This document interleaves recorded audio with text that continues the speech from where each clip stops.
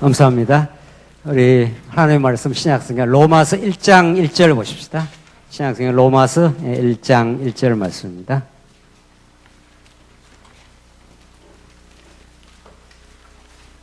찾으신 줄 알고 봉독 드리겠습니다. 신약성경 로마서 1장 1절 말씀입니다. 그리스도 예수님의 종 바울은 사도로 부르심을 받아 하나님의 복음을 위하여 따로 세움을 받았다.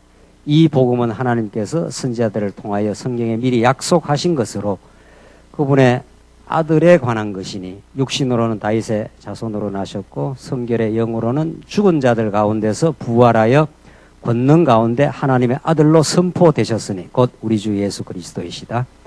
그분으로 인하여 우리가 은혜와 사도의 직분을 받아 이는 그분의 이름을 위하여 모든 이방인 중에서 믿어 순종하게 하려는 것이다. 5절까지 봉독드렸습니다. 우리 지난 시간 로마서를 접근하는 관점, 로마서의 전체적인 구조, 로마서가 얼마나 신학적으로 중요한 내용을 담고 있는지 이런 내용들을 서론적으로 확인했고, 오늘 로마서의 전반적 구조를 다시 한번 이해하면서 바로 본문 말씀을 들어가도록 그렇게 하겠습니다.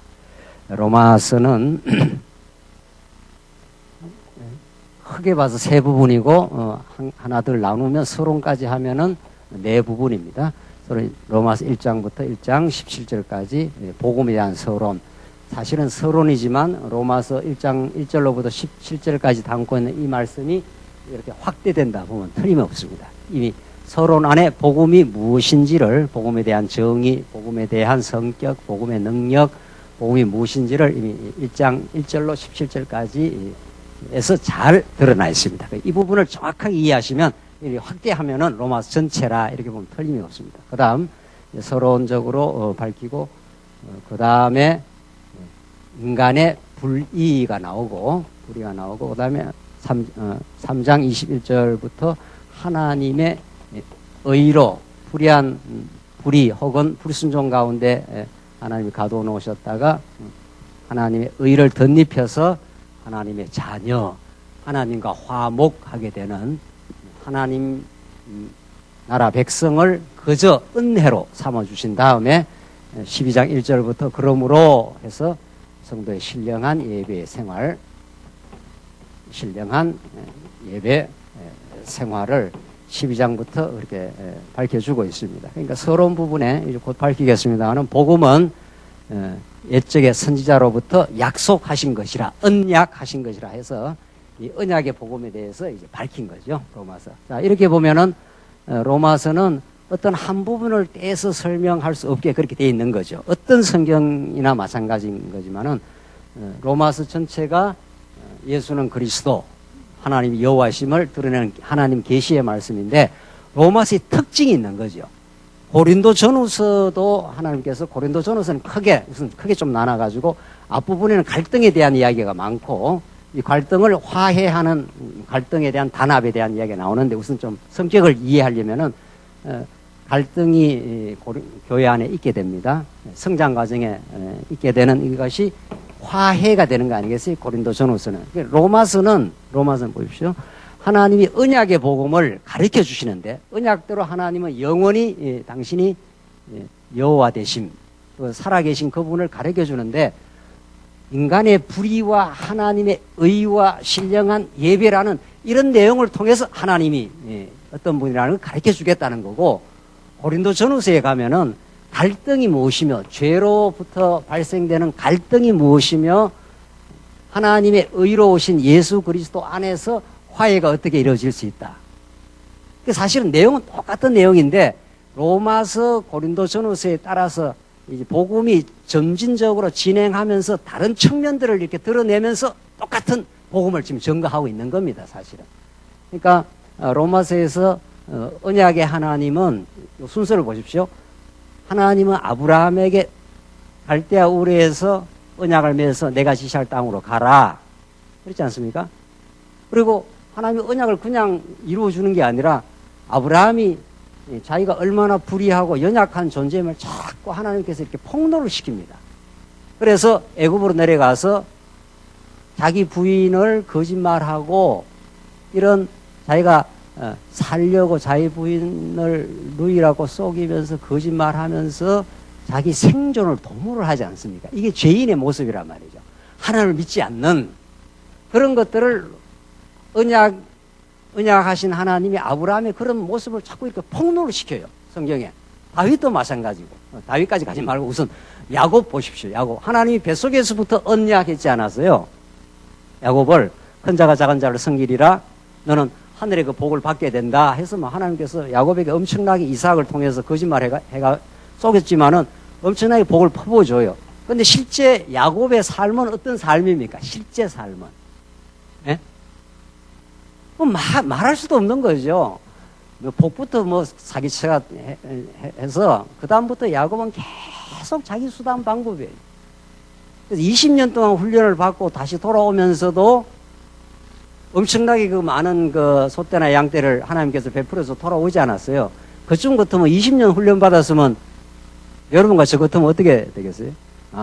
범사가 하나님 뜻입니다 하고 두려움도 없어지고 방법을 안 써야 되는데 20년 훈련 받고 돌아오면서 앞에 누가 기다리고 있습니까? 에스가 400명을 데리고 나오니까 금방 야곱의 머리가 휙 돌아가지 않습니까? 어떻게 돌아가요? 두 대로 나눠라. 그리고 앞에 한 대를 치면 내가 뒤에 있다가 도망을 치겠다 이 말이죠. 이런 야곱이에요. 그 야곱은 권모, 술수, 인기, 응변 이런 걸로 똘똘 뭉쳐져 있습니다. 20년 동안 그 라반의 집에서 훈련을 받고도 그래요.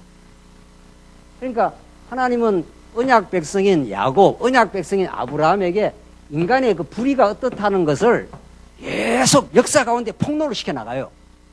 그래서 하나님이 마지막 야곱을 어떻게 훈련시킵니까? 약복강을 불러가지고 야곱의 환도뼈를 어떻게 해요? 예, 쳐버리잖아요. 야곱이 끝까지 하나님께 안 집니다. 근데 하나님을 이겨먹을 수는 없잖아요, 세상에. 근데 끝까지, 이 죄라는 것은 끝까지 저항하다가 끝나요. 그 인간이. 그래서 하나님의 은혜가 임하지 않으면, 언약적 하나님의 신실성이 함께하지 않으면 인간은 쓰레기다. 이런 걸 성경에는 보여줘요. 죄인 중에 괴수다. 이런 뜻이죠. 그래서 하나님이 야곱에서 약복강에서 쳐버리고 내 이름을 뭐라고 하라? 이스라엘이라. 이스라엘은 하나님을 이겼다. 하나님을 이기지 못해요, 절대로. 근데 하나님이 저주신 거죠. 그게 나중에 십자가 사건에서 드러나지 않아요.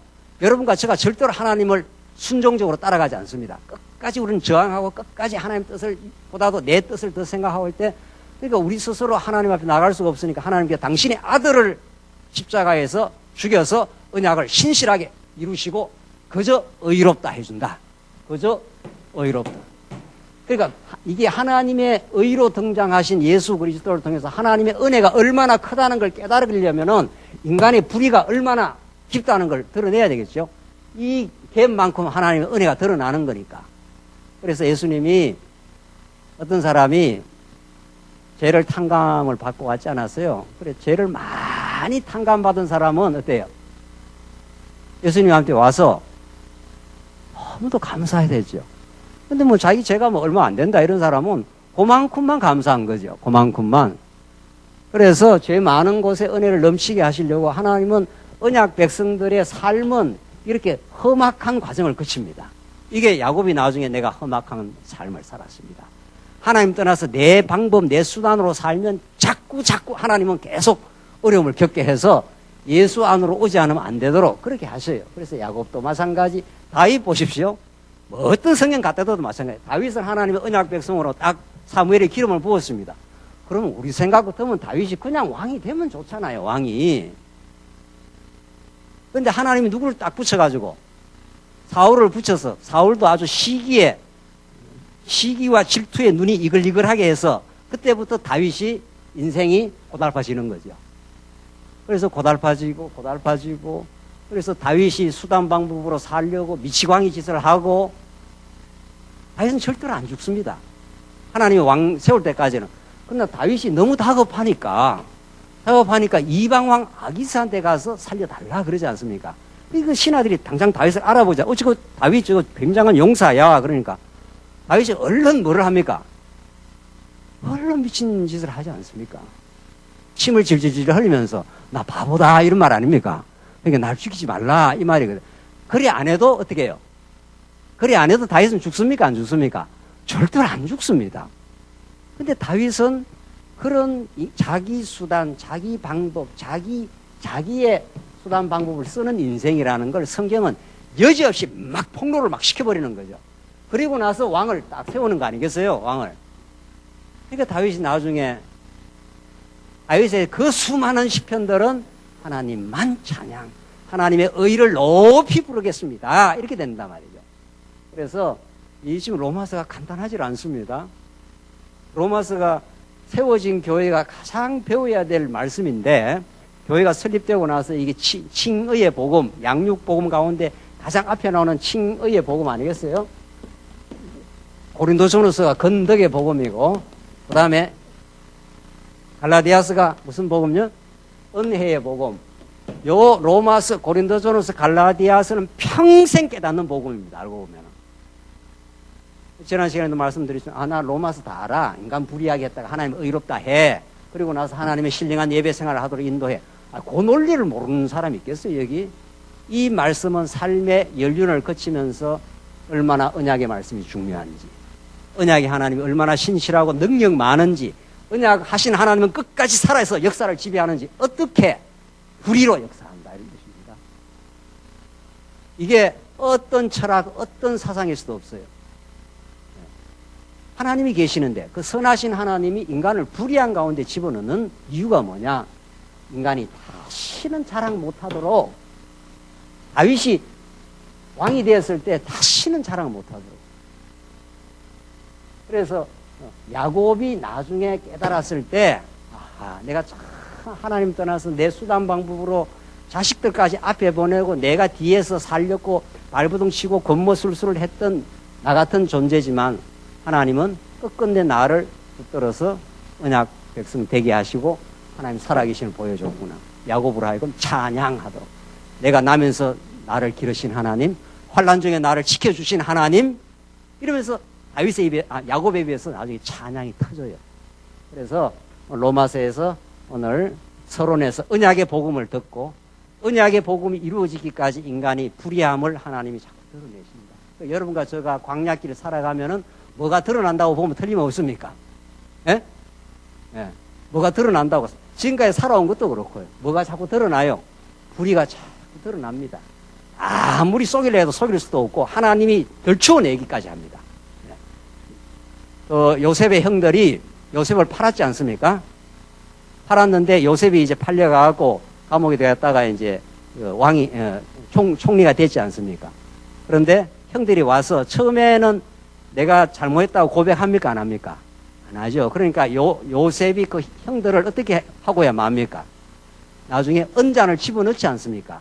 언잔을 띄워서 그들이 뭐라는 걸 자꾸 드러냅니까? 죄인이라는 사실을 계속 드러내요. 그래서 나중에 벌벌벌 떨고 유다와 전부 다 거꾸러지고 어떻게 해서 이런 일이 생겼습니까? 하면서 거꾸러지는 그 시간까지 하나님은 요셉을 통해서 요셉의 형들의 그 죄악에 대한 깨달음과 폭로를 자꾸 하시는 거죠. 그래야 누구가 드러나니까, 누가? 우리가 이렇게 범죄한 인생이지만 하나님은 우리를 새롭게 만드시려고 언약 백성임을 깨닫게 해서 여호와 하나님의 능력을 깨닫게 하려고 그렇게 했구나. 요 간단한 논리가 우리 인생 전부 다입니다. 요 간단한 논리가, 언약의 하나님은 우리를 불의한 가운데서 우리가 무능력하고 불가능하고 아무것도 아님을 깨닫게 하고, 그래서 하나님만 찬양하게 하고 하나님의 은혜만 드러나게 해서 이 은혜의 감동과 기쁨이 로마서 마지막 11장에서 깊도다 하나님의 지혜와 지식에 부유함이라. 이 하나님이 깊고 오묘한 뜻을 누가 깨달았겠느냐? 하나님 우리를 긍휼을 베푸시려고 우리를 불순종 가운데 어떻게 하셨다고요? 가두어 두셨구나. 우리는 그랬구나. 그래서 하나님의 의를 높이 노래 부르고 그 기쁨을 예수로 기뻐하는 인생 되게 하신 다음에 예수로 살게 합니다. 이 신령한 예배예요. 그게 그리스도의 지체가 되어서, 이제는 그리스도의 지체가 되어서 그분이 원하시는 대로, 그분이 죽으라면 죽고, 그분이 살라면 살고, 그분이 섬기라면 섬기고, 그분이 하라면 하고, 그래서 내 힘을 쭉 빼시고 뭐 골프를 안 쳐서 잘 몰라요. 골프를 치려면 어깨에 힘을 어떻게 해요? 쭉 빼야 된답니다. 완전히 빼고 그냥 몸이 흘러가는 대로 그대로 어떻게 해요?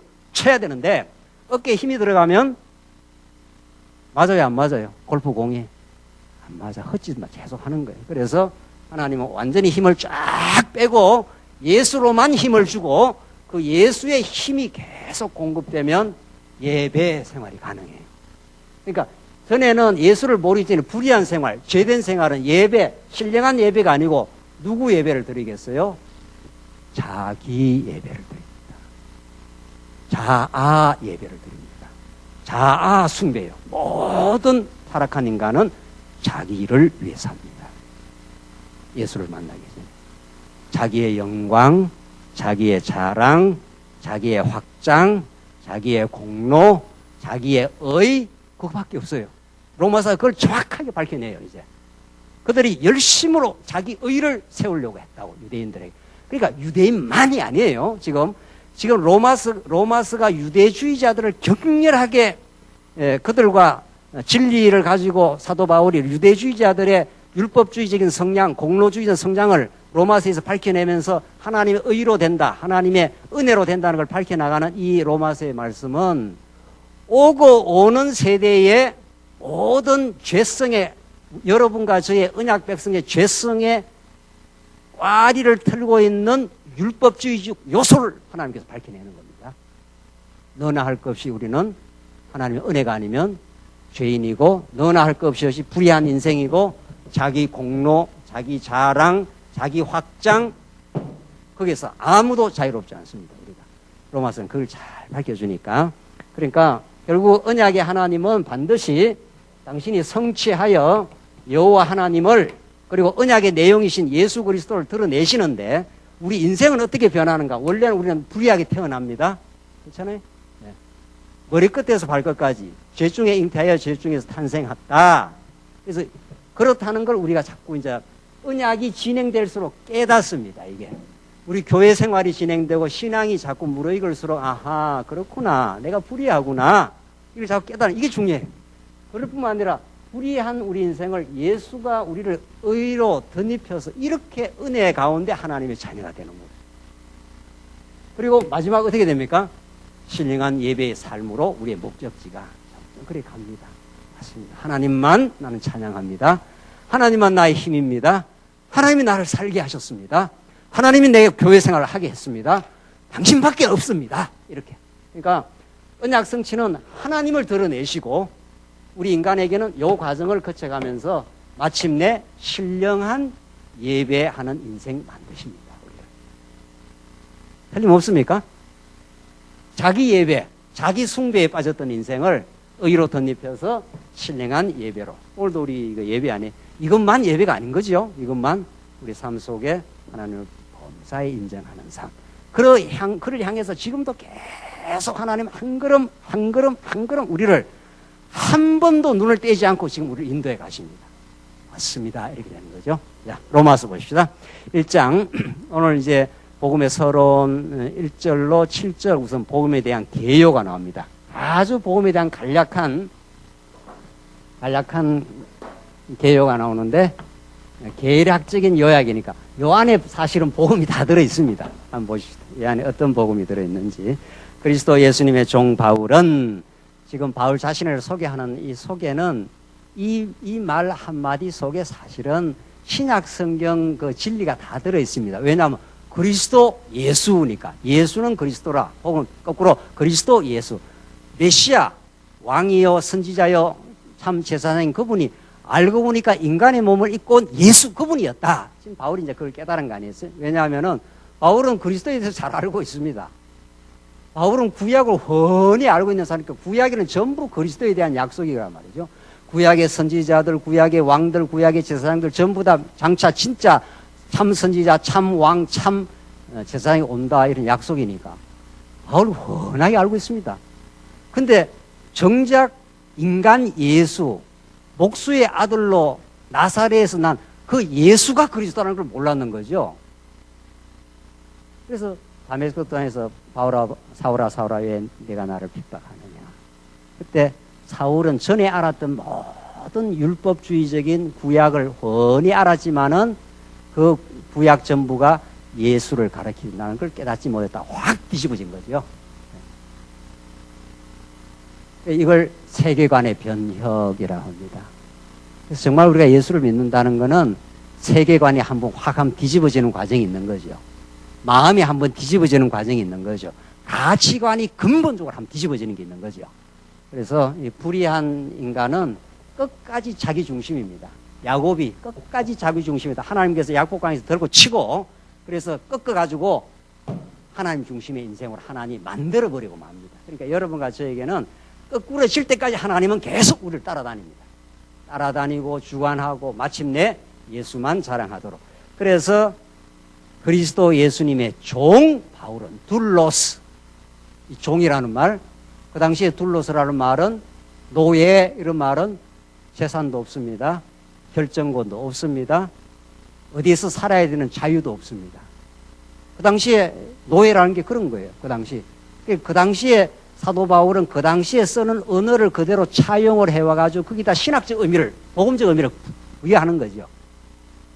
하나님은 그 당시 역사적 상황의 그 개념들을 빌려오긴 합니다. 빌려와서 거기다가 하늘의 복음을 담아버리는 거죠.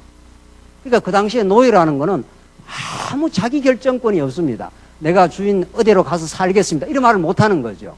주인이 여기 살아 하면 여기 살아야 되고 저기 살아 하면 저기 살아야 되고 그게 둘로스예요.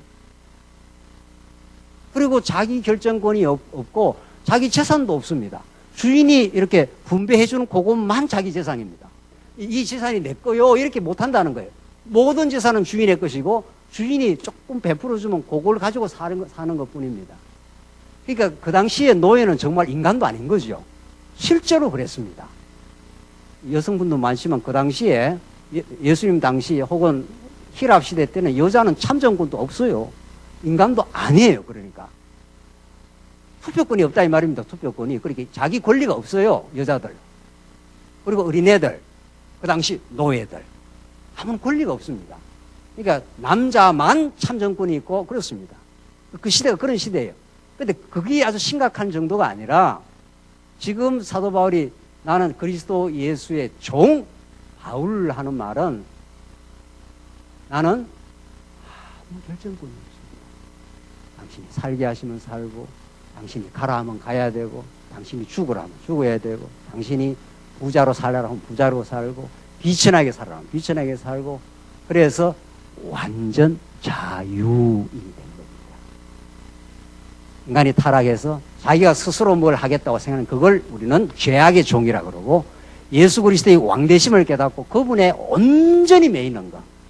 그래서 결국 우리 신앙생활이라는 것은 이런 로마서를 우리가 잘 깨닫는 것은 오늘 로마서 1장 1절 예수 그리스도의 종 바울은 요거 하나 깨닫고 우리가 천국 가는 겁니다. 알고 보면은 내가 내 마음대로 결정하는 게 하나도 없었구나. 내가 태어난 날도 죽는 날도 누구하고 만나는 것도 어느 교회 가는 것도 어떤 말씀을 듣는 것도 누구 자식을 낳아 사는 것도 언제 죽는 것도 전부 누가 결정해 놨습니까? 하나님이 결정해. 그래서 그 하나님의 결정과 하나님의 주권과 하나님의 작정하심과 그 위대하심을 승복하는 과정입니다. 우리 신앙생활이라는 것은 맞습니다. 당신이 주권자입니다. 그래서 바울은 그때부터 한없는 뭐가 된 겁니까? 종인데 뭐를 느껴요? 자유를 느끼는 겁니다. 왜? 뭐 주인이 하락하는 대로 그냥 하는 거니까. 하락하는 대로 하십니까? 우리 권사님들? 예? 예. 죽으라 하면 죽고 살라면 살고 우리는 죽으라 하면 부덩부덩 살라고 그러고 예. 살으라 하면 또 죽고 싶대요. 또 우리가 그럴 때가 너무 많지 않습니까? 예. 정말 사도 바울은 자기가 율법을 지키는 줄 착각하면서 자기 마음대로 다메섹 도상에서 이 나쁜 놈들 말이지 내가 누군데 이 복음을 전해 하면서 이 예수 믿는 사람을 핍박하러 지멋대로 갔다고 생각했는데 아 그게 죄의 종이었구나. 그래서 죄의 종에서 그리스도의 종으로 전혀 다른 전이 된 삶으로 하나님이 바꾸신 겁니다. 여러분. 그래서 결국 우리 복음을 깨닫는다는 건 하나님의 주인 되신 주 예수 그리스도로 하잖아요. 주 예수 이게 복음인데 우리는 예수와 더 압축해서 예수는 그리스도다 하는데 앞에 이제 주가 없어요. 큐리오스 이게 여호와를 번역한 말이에요. 이게 그러니까 여호와나 예수님과 똑같은 신분이에요. 똑같은 그 반열이에요. 그러니까 이분이 주님을 알면 우리는 뭐가 되는 겁니까? 종이 되는 겁니다. 정말 여러분과 제가 그리스도의 종으로 지금 바뀌었고 점점 종으로 살아갈 때 우리는 자유를 누리게 됩니다. 그리스도의 종 바울은 사도로 부르심을 받아지요. 내가 사도하겠습니다 이렇게 하는 게 아닙니다. 네. 내가 사도로 하겠습니다 이렇게 하는 게 아니고 전혀 사도가 아니었던 죄악의 종로로 했던 사도 바울을 하나님이 불러서 사도로 불러 그렇게 일꾼 되게 하시고 그렇게 쓰는 거죠. 하나님이. 이게 로마서 한 절 한 절이 참 기가 막힌 복음과 하나님의 주권을 담고 있습니다. 하나님의 복음을 위하여 따로 세우심을 받았다. 이건 하나 써야 되겠네요. 그냥 복음이 아니고 뭐가 붙었어요? 하나님의 복음. 복음은 복음인데 하나님의 복음이 있고 갈라디아서의 말씀에 따르면 무슨 복음이 있습니까? 다른 복음이 있습니다. 그래서 지금 우리 로마서, 고린도전후서, 갈라디아서의 은혜의 복음이 나오는데 지금 사도 바울이 이런 한마디 성경 특히 서신서는 한 단어가 정확하게 복음을 설명하기 위해서 하나님이 사도 바울하고 선택한 어휘들입니다. 이게 그냥 복음에는 가짜 복음이 있다 이런 뜻입니다. 이건 진짜 복음이고 이건 가짜 복음 아니겠어요? 이게 진짜 복음이고 가짜 복음인 거죠. 우리가 오전 시간에 공부한 예레미야 말씀에 따르면은 하나야도 선지자고 예레미야도 선지자입니다. 그러니까 하나야는 몇 년 안에 돌아온다 이렇게 말합니까?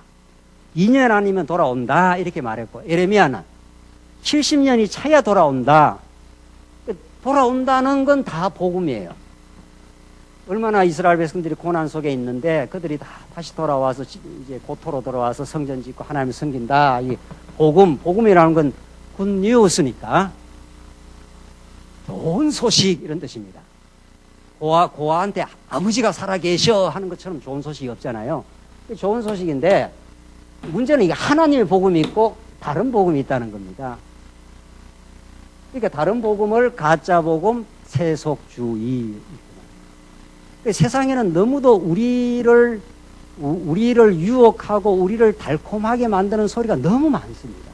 너무 많은 정도가 아니라 사탄은 늘 거의 그 장난을 하는 겁니다. 우리 주변에 배회하면서 이렇게 하면 행복해져, 이렇게 하면 좋아질 거야, 이렇게 하면은 잘 될 거야, 이렇게 해야 내 인생이 행복해져.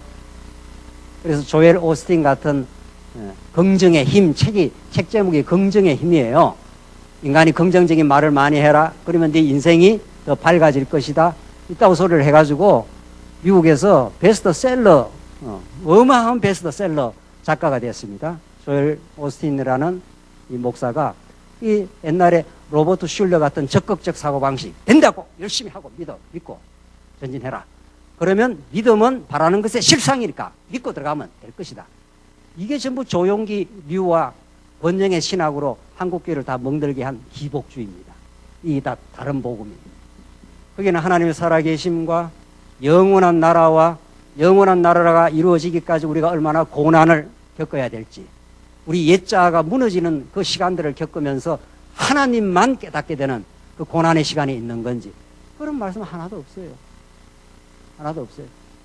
전부 예수 믿으면 잘 먹고 잘 살고 건강해지고 잘 되고 문제 해결되고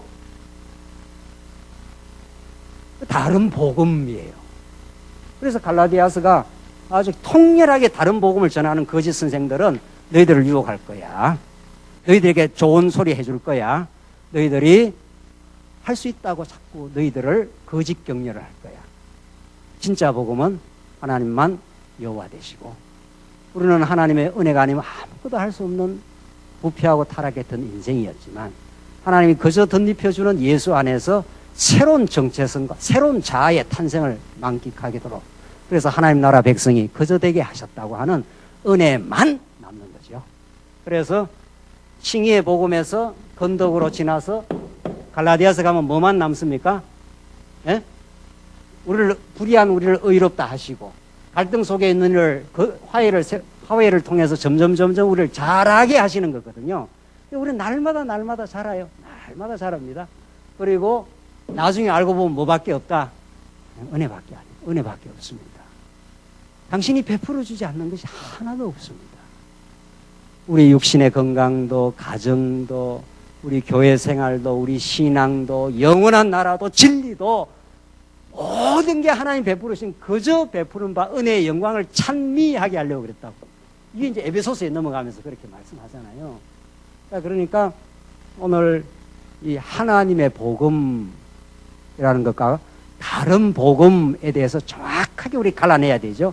하나님의 복음은 하나님으로부터 주어진 복음이요, 하나님의 영광만을 드러내는 복음이 진짜 하나님의 복음이고, 다른 복음은 인간이 할 수 있어. 인간이 열심히 노력하면 율법도 지킬 수 있고 공로도 쌓을 수 있고 그렇게 해서 인간 스스로 무언가 해낼 수 있어 하는 게 다른 복음이에요.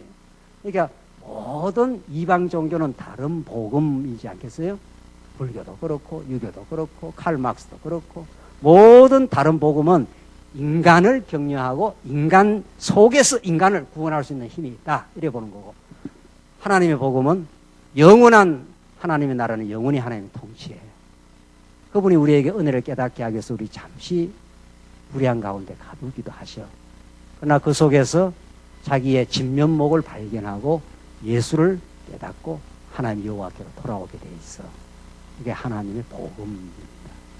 로마서는 그 하나님의 복음에 대해서 아주 정치한 논리로 우리에게 가르쳐 주고 있습니다. 2절, 이 복음은, 이제 이 복음에 대해서 더 구체적으로 설명을 합니다.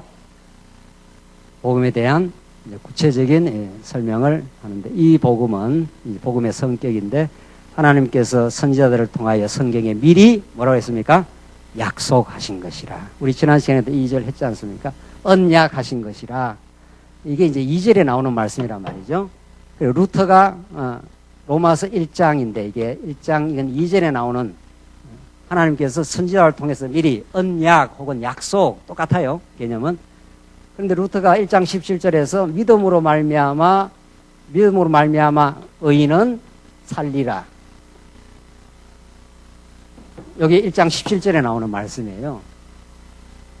의인은 믿음으로 말미암아 살리라, 혹은 믿음으로 말미암은 의인은 살리라. 요걸 루터가 너무도 이렇게 중요한 말씀으로 깨닫고 종교 교육에 이제 횃불을 이제 들어 올렸습니다. 왜냐하면 루터는 믿음보다도 행위를 강조했던, 공로를 강조했던 로만 가톨릭 신학 속에 살다가 너무도 마음에 고통이 있었습니다. 아무리 자기가 노력을 해도 죄의 포로에서 벗어날 수가 없고, 일단 또 아무리 노력을 해도 그걸로 하나님에게 상달됐다는 확정도 없고, 루터가 막 채찍으로 자기 몸을 많이 때렸다는 거 아니에요? 이 고행을 많이 했습니다. 그랬다가 로마서에 이 말씀이 번쩍 이제 깨달아진 거죠. 아하, 행위로 하는 게 아니구나. 행위로 하나님께 나가는 게 아니라 믿음으로 나가는구나. 믿음으로 의인은 살게 되는 거구나. 그래서 루터가 이제 복음을 깨달았다고 합니다. 그래서 이 이신칭의 복음이 500년을 지배해온 구속의 진리입니다. 이게 구원의 진리란 말이죠. 이게 중요한 거예요. 뭐 이게 틀린 게 아니에요. 그러나 로마서는 이게 핵심이 아니고, 로마서는 오늘 우리가 지금 깨달아나는 2절에 복음은 하나님께서 선지자들로 하여금 옛적에 뭐 한 것이라? 약속하신 것이라. 이게 우선적이에요. 그렇잖아요? 그래서 우리 천국 가면 루터 우리 선생님을 만나면, 루터 선생님 참 수고도 많이 했고 종교개혁 하느라고 얼마나 고난도 많이 받고, 또 정말 그 당시에 수많은 영혼들에게 복음을 전하러 애를 썼는데, 그거는 로마서 1장 17절을 본 거는 좁게 그렇습니다. 뭐 이렇게 이야기해야 되죠. 요거는 뒤에 로마서, 이것도 중요해요. 그러나 이거는 근본은 아니에요. 이게 근본이에요. 이게 언약의 하나님, 하나님이 영원히 살아계신 그 하나님을 언약해서 성취하는 그 여호와 하나님을 드러내는데 믿음을 줘서 구원을 이루게 한다. 요거는 이제 따라 나오는 거죠. 요거는요, 이 언약의 하나님 안에 들어있는 구속의 진리 아니겠어요? 그림을 그리자면,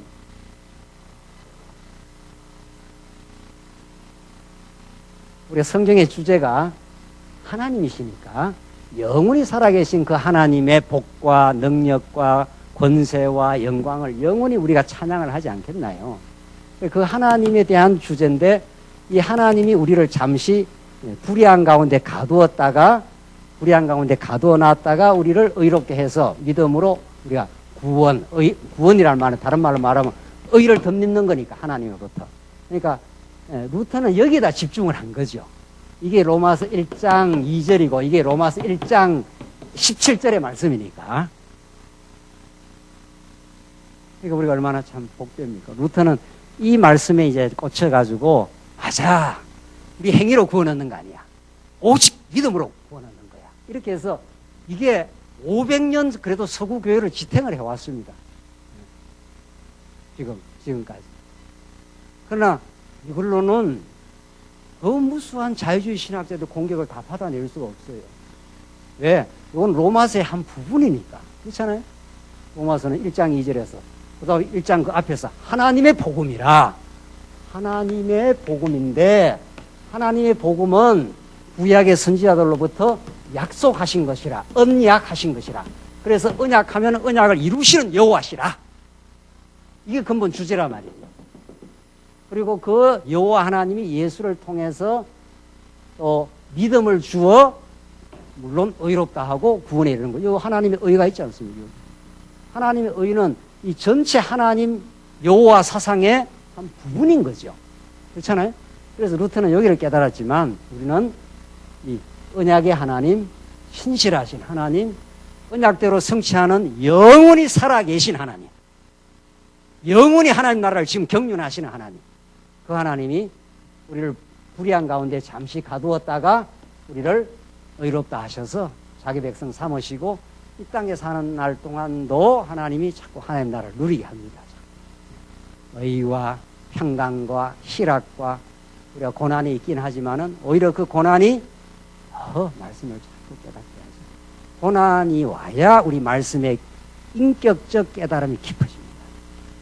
아무리 젊은 날 이론적으로 빛과 번쩍하게 잘 깨달아도 살아가면서 고난을 치르고 자기가 얼마나 죄인이라는 걸 현실 삶에서 깨닫고 그리고 많이 무너져 보기도 하고 자기의 절망을 해보기도 하고 그래서 아브라함을 하나님께서 불러셔서 얼마나 당신이 여호와임을 깨닫게 할 수 있는 분인데 아브라함이 많이 무너지게 합니다.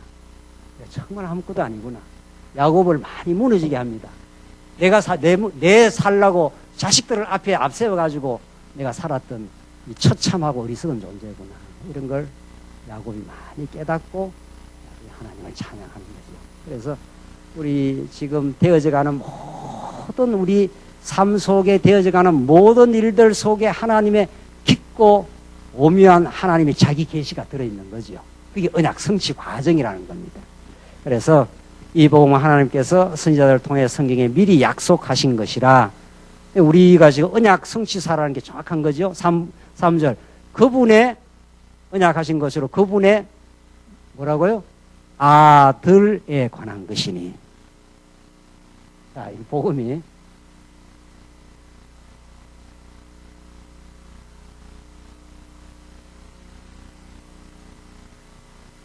그러니까 로마서는 이 복음을 너무도 이렇게 우리가 잘 알아듣도록 약속, 언약, 선지자를 통해서 하나님께서 약속하신 것인데 이 모든 구약의 약속이 이 목이 이제 구약인데 이 구약은 전부 다 언약 아닙니까? 우리가 지금 잘 알고 있는 대로 구약 전체가 이 성경이 내게 대하여 증거하는 것이라 내게 대하여 언약하신 것이라 다 맥락적으로 다 같은 말이에요. 구약은 복음이라는 건 선지자를 통해 약속하신 건데 그 복음의 내용이 뭐냐? 그걸 한마디로 지금은 그분의 뭐라고요? 아들에 관한 내용이라는 거예요. 이렇게 복음이 간단합니다. 알고 보면. 복음이 복잡하게 설명하는 건 복음이 아닌 거죠. 이미. 로마서는 이렇게 복음이란 하나님이 선지자를 통해서 약속하신 것인데 뭘 약속? 누구를 약속? 아들을 약속했다는 거예요. 이게 복음이라는 거예요. 왜 이게 복음이 되나요? 이제 이 복음에 대해서 조금 더 이제 설명을 해요. 육신으로는 이 아들은 육신으로는 다윗의 혈통에서 나셨고 성결의 영으로는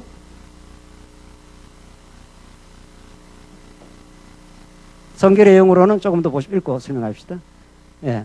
그분의 아들에 관한 것이니 육신으로는 다윗의 자손으로 나셨고 성결의 영으로는 죽은 자들 가운데서 부활하여 권능 가운데 하나님의 뭐로 선포되었으니 아들로 선포되셨어요.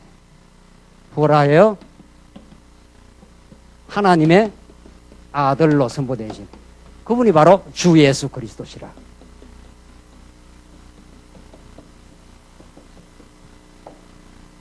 이게 전부 지금 복음에 대한 설명이에요. 여기 복음에 대한 설명. 복음의 성격은 뭐냐? 언약이다. 복음의 내용은 뭐냐? 하나님의 아들에 관한 것이다. 그 아들은 누구냐 하면 육신으로는 다윗의 혈통에서 나셨고 성결의 영으로는 예수님이 죽은 자 가운데서 부활하셔서 하나님의 아들로 선포되셨으니 확정하셨으니 우리 주 예수 그리스도에 관한 것이라. 요 지금 로마서의 내용을 깊이 묵상을 하고 요걸 잘 설명해서 요걸 로마서 전체에다가 이제 설명을 하고 있는 겁니다. 사도 바울은. 그러니까 우리가 지금 복음을 많이 들었지 않습니까? 정말 하나님 언약대로 성취하시는 여호와 하나님이시다 하는데 오늘 로마서의 말씀에 따르면 이렇게 복음을 아주 압축해서 설명한단 말이에요. 자, 이제 아들 보십시다. 아들. 왜 아들에 관한 것이 이게 복음이 되겠어요? 이제 설명이 좀 필요하잖아요. 로마서는. 그걸 이제 더 포괄적으로 자꾸 설명하는 게 로마서, 고린도전서, 갈라디아서 계속 나가는 거니까. 그분의 아들에 관해서 약속을 했다. 그러니까 구약 전부가 그 아들을 보내겠다는 언약이니까. 구약 전부가. 자, 해봅시다, 우리가. 창세기 1장 28절. 예수, 하나님이 아담을 짓고 자기 형상대로 아담을 지어서 아담에게 복 주시며 가라사대, 어떻게 해요? 여러분이 잘 아시니까 해요. 복주 생육하고 어떻게 해요? 번성하라. 두 번째, 땅을 정복하라. 어떻게? 다스리라. 이 세 가지 3대 언약을 주셔요. 아담에게. 하나님이 자기 형상대로 아담을 지었다는 것도 너무도 중요하고 복 주셨다는 것도 중요하고 복의 내용이 생육하고 번성하고 땅을 정복하고 다스리라. 그러니까 아담이 하나님의 형상으로 지어졌는데 이 아담은 누구를 지금 가리키는 거니까 둘째 아담 예수 그리스도를 가리키는 거고 둘째 아담 예수 그리스도는 뭘로 오신 거예요? 아들로 오신 겁니다. 그 아들은 누구를 지금 보여주려고 아들을 보여준 거예요? 아버지를 보여주려고. 그 아들이라는 계시 방편은 아들은 그 누구로부터 나온 존재 아니겠어요? 그렇잖아요? 그래서 구약에 이 3대 언약 가운데 자손이 계속 이어져다가 다윗에 와서 다윗은 너는 내 아들이 되고 나는 너의 아버지가 되리라. 이렇게 해서 이 자손이 계속 이어지는 걸 갈라디아서 3장 16절에는 그걸 자손들이라 하지 아니하고 자손이라고 했다. 단수를 써요. 자손. 그 자손이 아들이라는 거예요.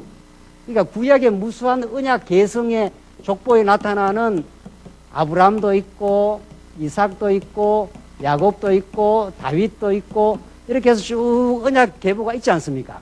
하나님 한번 언약을 했으니까 언약을 계속 이루기 위해서 자손 언약을 계속 이루기 위해서 계속 있는데 이 모든 구약의 언약 자손들은 누구 한 분을 보여주려는 거라는 거예요. 예수 한 분을 보여준다는 거예요. 그게 아들이라는 거예요. 그 아들을 통해서 아버지를 보여준다는 거예요. 아버지가 얼마나 신실한가, 얼마나 능력이 많은가, 이 5대 속성입니다. 이게. 그러니까 성경 읽고 아들에 대해서 증거하지 않으면 복음이 아닌 거지요. 그 아들은 바로 예수 그리스도이시니까. 그렇잖아요? 그래서 예수는 그리스도입니다 해도 확실한 그 명제가 되고 오늘 로마서의 가르침에 따르면 예수는 그리스도입니다라는 걸 다른 표현을 쓰면은 아들에 관한 소식이에요. 언약의 무수한 그 아들로 계속 이어지지 않습니까? 그렇잖아요? 그러니까 역대기 상하에 보면은 아들을 낳았고 또 아들을 낳고 남쪽에 아들을 낳으면은 그 아들이 그 이사야가 죽을 병에 들렸습니다. 이사야 아들이 누굽니까? 이사야 아들. 이사야 아들이 아니고 히스기야, 죄송합니다. 히스기야 아들, 히스기야가 병들어 죽을 뻔했습니다. 그런데, 살려달라고 기도를 해서 하나님이 몇 년을, 15년을 연장해서, 그때 낳은 아들이 누구예요? 문하세, 아들, 그 자손. 그러니까 구약에는 그 아들이 끊어지면 안 되도록 하나님이 계속 이어져 가는 거죠. 그러니까 히스기야의 아들 문하세가 태어날 때까지는 히스기야 죽으면 안 되는 거죠. 왜? 누가 와야 되니까. 구약에서는 그 나라 왕이 이어져 가야 되기, 직접적으로는 역사적으로는 왕이 이어져 가야 되니까 히스기야가 문하세를 낳기 전에 죽으면 안 되는 거니까 하나님이 15년을 연장을 시켰고, 그거는 역사적 해석이에요. 구약의 역사적 해석. 그러니까 우리는 구약의 역사적 해석으로 끝나면 안 되는 거죠. 구약에는 하나님이 히스기야에서 문하세를 이어서 남쪽 유다 왕통을 지금 계속 이어가는 거니까. 그래야 하나님이 여호와시니까. 근데 이거는 구약 이야기고, 지금 로마서까지 오면은 이 모든 아들, 자손 똑같은 말이에요. 자손이라 그러다가 이제 아들로 지금 다윗 시대부터는 아들로 이어져 나가는 거 아니겠어요? 그 아들로 계속 하나님이 이어가시는 것은 누구를 보내주려고? 진짜 아들. 그 아들을 통해서 하나님의 영원한 약속이 성취된다는 걸 보여주려고. 그리고 그를 통해서 무한한 자비하심을 보여주시려고. 그래서 이 아들을, 그러니까 구약 공부를 다 하고 나서, 하나님께서 자손들을 이렇게 자꾸 이어져 가는구나. 이걸 통해서 하나님이 여호와시구나. 이렇게 공부를 하고 나서는 마지막에는 여기 와서 딱 결론을 맺어야 되는 거죠. 갈라디아서 3장 16절 한번 봅시다. 갈라디아서 3장 16절. 읽고 정리하시죠. 갈라디아서 3장 16절. 찾았습니까? 갈라디아서 3장 16절입니다. 하나님께서 아브라함과 그의 자손에게 약속들을 주시면서 여러 사람을 가르쳐, 그리고 내 자손들에게라고 하시지 않고 오직 한 사람을 가르쳐, 그리고 내 자손에게라고 하셨으니 이분이 곧 누구라고요? 그리스도이시다. 실제로 구약에는 자손들이 많지 않아요. 아브라함, 이삭, 야곱, 다윗, 그 다음에 히스기야, 문하세, 이렇게 자손들이 많아요. 그런데 하나님은 이걸 자손들이라 하지 않고 자손이라 한다는 거예요. 구약에는 그림자니까 이렇게 많이 등장을 하지만은 하나님의 계시 방편, 언약 성취의 방편으로 여러 자손들이 아들, 자손이 이어지지만 이 모든 것들은 이분 한 분을 보여주는 것이다. 그래서 성경의 내용적 결론이 예수는 그리스도다. 이분이 증거돼야 우리가 살아나요. 이분이 증거돼야 우리가 마음에 평안도 없고, 이분이 증거돼야 마음에 안식도 있고, 이분이 증거돼야 용수도 있고, 이분이 증거돼야 교회도 평안해지고, 그분이 왕이시니까. 그래서 이 아들에 대해서 구약의 이 수많은 언약 성취의 계보들은 한 분 예수 보여주기 위한 그림자들이에요. 방편들이란 말이죠. 근데 아들은 누구를 보여주는 거예요? 하나님을, 아버지를. 우리 아들이 있네요, 아들. 아들은 누구 닮았나요? 아들이나 딸이나 상관없어요. 하여튼 다 자손이니까. 아들, 딸은 아버지, 엄마 닮았겠죠. 그러니까 예수를 보면 아버지의 영광을 보는 거예요. 그게 요한복음이에요. 요한복음이 내가 아버지께로부터 와서 아버지께로 간다 하는 거는 아버지의 그 무궁한 영광을 예수의 일거수일투족을 통해서, 기적을 통해서, 말씀을 통해서 보여주겠다 이런 뜻 아니겠어요? 그래서 이 아들이 그렇게 중요해요. 로마서 다시 돌아가십시다. 그래서 로마서에서 아들에 관한 것이 육신으로는 다윗의 자손을 낳으셨고 성결의 영으로는 죽은 자들 가운데 부활하여 권능 가운데 하나님의 아들로 선포되어 있으니, 자, 그러니까 육신으로는 다윗의 혈통이니까 육신, 사르크스, 이 죄덩어리예요, 이게. 말씀이 육신이 되어 할 때 이 육신이에요. 육신으로는 다윗의 혈통에 났으니까 다윗 보십시오. 다윗이 이거 하나님의 은혜를 받을 만한 그런 존재가 아니에요. 행동으로 말하면. 자기가 범죄했는 것도 실수해서 범죄를 했지만은 바세바를, 그러면 안 되죠. 자기 충복 아닙니까? 우리아는 그러면 안 되지 않은 것도 이게 다 제가 하는 말이에요, 그냥. 예. 세상에 바세바는 뭐 실수했다 막 치십시다. 아이고 하나님 내가 잘못했습니다. 뭐 이렇게 나오는 게 정상 같은데 잘못했습니다가 아니에요. 잘못했습니다로 나오는 게 아니고 인간은 실수하면 반드시 그걸 덮어요. 숨는다니까요. 아담 타락 때도 그랬고 얼른 숯불 속으로 숨지 않았어요. 그래서 하나님이 여러분과 제가 숨는 걸 이렇게 찾아와서 이렇게 밝혀냅니다. 괜찮으니까 나오느라고. 내가 다 용서했다고. 이게 나중에 복음인데 그래서 우리아를 그 잔치 석상에다 썰쩍 이렇게 밀어넣어가지고 바세바하고 동침을 하도록 그렇게 만들지 않습니까? 아멘. 상하를 지금 모르는 겁니까 지금? 예? 그래가지고 슬쩍 그 범죄를 어떻게 하려고 한 겁니까? 은폐하려고. 우리 인간은 은폐하려고 하나님은 덜추어내고 그래요.